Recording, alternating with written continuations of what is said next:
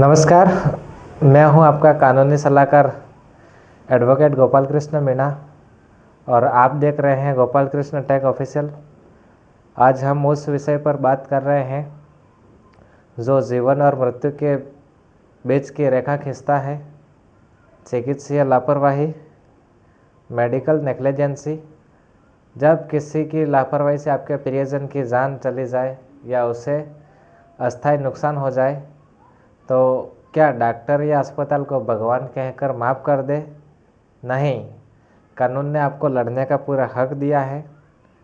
आज की यह मास्टर क्लास आपको सिखाएगी कि डॉक्टरों की गलती और कानूनी लापरवाही में क्या अंतर है और आप कैसे एक आम नागरिक को होते हुए भी भारत के सबसे बड़े अस्पताल और डॉक्टरों के खिलाफ उपभोक्ता कोर्ट में लड़कर भारी मुआवजा जीत सकते हैं। हम भारतीय न्याय संहिता की धारा का इस्तेमाल भी सिखाएंगे। अगर आप इस लड़ाई को लड़ने के लिए तैयार हैं तो अभी नीचे सब्सक्राइब बटन दबाकर घंटी दबा दें ताकि ये ज़रूरी जानकारी हमेशा आपको मिलती रहे। लापरवाही को समझना और सबूतों को सुरक्षित करना। कानून की नज़रों में लापरवाही क्या है? हर दुर्भाग्यपूर्ण घटना लापरवाही नहीं होती। डॉक्टर से अपेक्षा की जाती है कि वह इलाज के सर्वोत्तम मानक का पालन करे। अगर वह उस मानक से नीचे काम करता है तो वह कानूनी लापरवाही है। लापरवाही साबित करने के 4D सिद्धांत। आपको कोर्ट में ये 4 चीज़ें साबित करनी होगी। कर्तव्य, ड्यूटी, डॉक्टर का इलाज करने का कानूनी कर्तव्य था।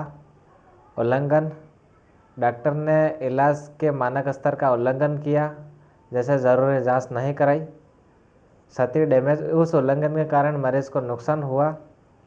सीधा संबंध, यह साबित करना कि नुकसान सीधे डॉक्टर की गलती के कारण हुआ। सबूतों को तुरंत सुरक्षित करें, यही आपका सबसे बड़ा हथियार है। लापरवाही का केस सिर्फ कागज़ों पर जीता जाता है। आपको ये 3 चीज़ें तुरंत करनी है। मेडिकल रिकॉर्ड्स, अस्पताल से मरीज के इलाज के सभी रिकॉर्ड्स की प्रमाणित कॉपी तुरंत मांगे। इसमें जांच रिपोर्ट, ऑपरेशन नोट्स और नर्स के ऑब्जर्वेशन शामिल हैं।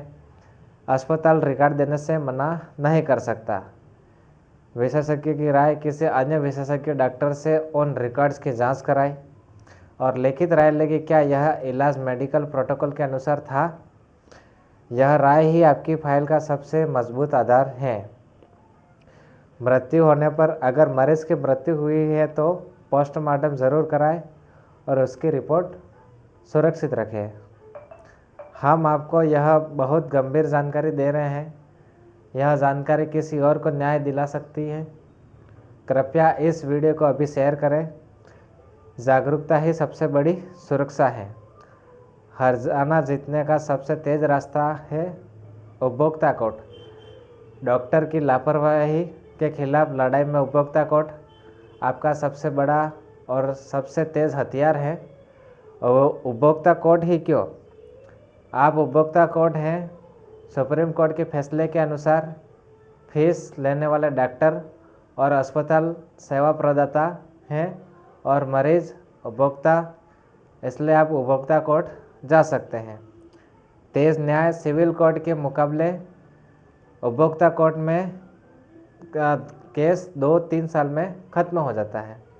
भारी मुआवजा, यहाँ आप इलाज के खर्च के साथ मानसिक कष्ट, शारीरिक नुकसान और खोई हुई कमाई के लिए भारी हर्जाना कंपनसेशन मांग सकते हैं।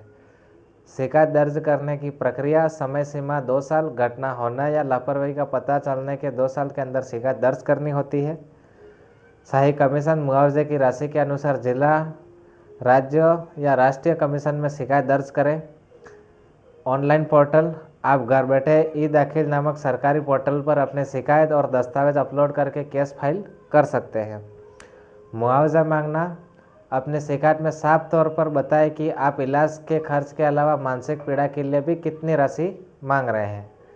आप इस कानूनी गाइड के बीच में हैं और मुझे पता है कि आप कानून की ताकत को महसूस कर रहे हैं।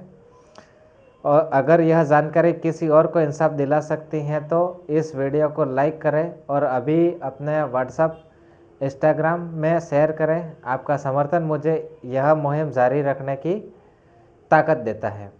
आपराधिक कार्रवाई और बीएनएस की नई धाराएं। अगर लापरवाही इतनी गौर है कि वह अपराध की श्रेणी में आती है तो आप डॉक्टर को सज़ा दिलाने के लिए भी पुलिस की मदद ले सकते हैं। पुलिस और भारतीय न्याय संहिता की ताकत। डॉक्टरों पर आपराधिक मुकदमा एफआईआर दर्ज करना मुश्किल है पर असंभव नहीं। यह तभी होगा जब लापरवाही, अत्यधिक लापरवाही, ग्रॉस नेग्लिजेंसी हो। एफआईआर के लिए भारतीय न्याय संहिता की धाराएं। पुलिस से कहे कि वे फ्रॉड करने वाले डॉक्टर पर नए कानून भारतीय न्याय संहिता के तहत धाराएं लगाए। भारतीय न्याय संहिता की धारा 106 सब क्लॉज 2 लापरवाही से मृत्यु। यह धारा तब लगती है जब डॉक्टर की अत्यधिक लापरवाही से मरीज की मृत्यु हो जाती है।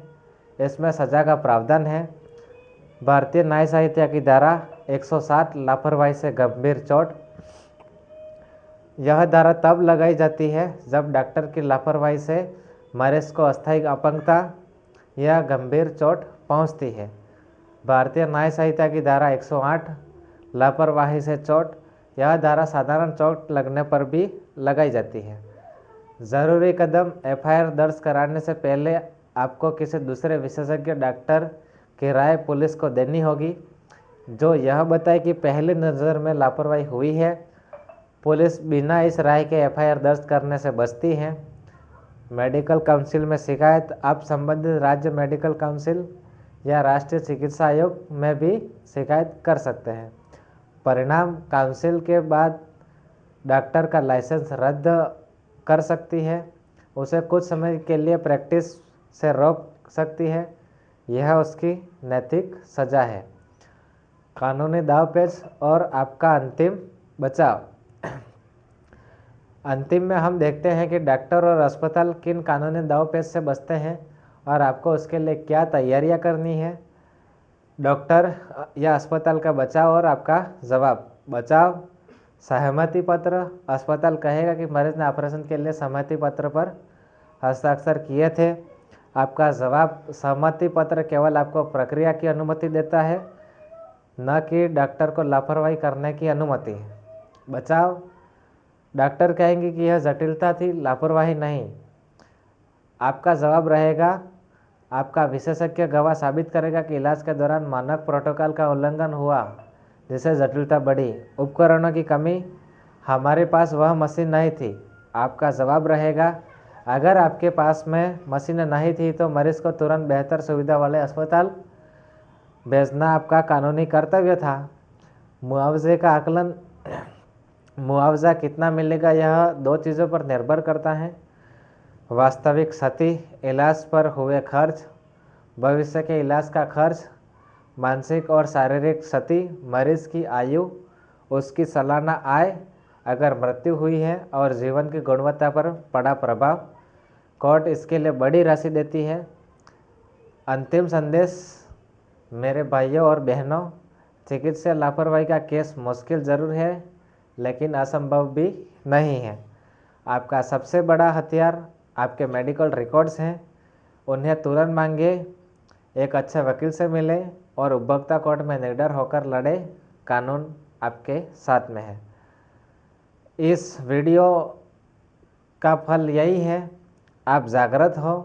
अगर आपने अभी तक सब्सक्राइब नहीं किया है तो अब कर ले। गोपाल कृष्ण टेक ऑफिशियल को सब्सक्राइब करें, इस वीडियो को लाइक करें और इसे हर सोशल मीडिया पर शेयर करें। हमारा मोटो है, आपका ज्ञान आपकी ताकत। कानूनी रूप से मजबूत बनिए। जय हिंद, जय भारत, जय संविधान।